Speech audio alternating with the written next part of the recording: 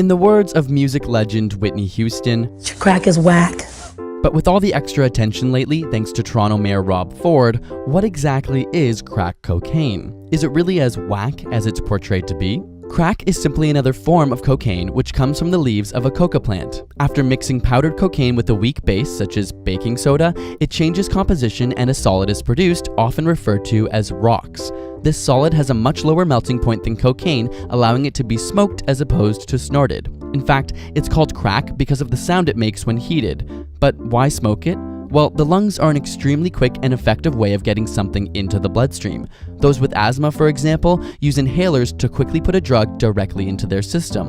When smoke meets the large surface area in your lungs, it too slips right through the membrane and heads straight to your brain in as little as 8 seconds. This is much faster and more intense than the effects of snorted cocaine, which generally takes around 10 minutes to reach the brain. However, once in the brain, crack and cocaine are effectively identical. Initially, users feel energized, alert, and much more aware of their senses. In the brain, crack acts on the ventral tegmental area, releasing large amounts of dopamine, the chemical often associated with feelings of pleasure and euphoria. This dopamine travels between brain cells, called neurons, and binds to receptors that trigger the good feelings. Now, normally, this dopamine would be reabsorbed back into the neuron by a dopamine transporter. However, crack alters this process. It attaches to the transporter and blocks the reabsorption, allowing dopamine to build up and continually stimulate the receptors. As a result, you feel, well, really good for about 10 minutes. But soon after, the dopamine levels in the brain plummet, causing an extreme low and often feelings of depression,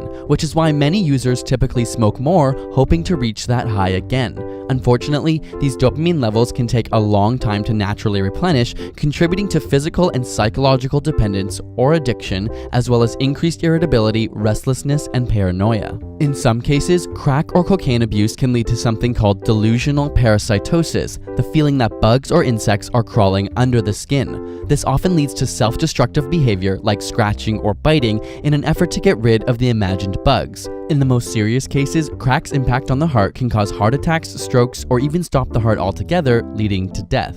Simply put, on the extreme end of things, crack can get pretty whack.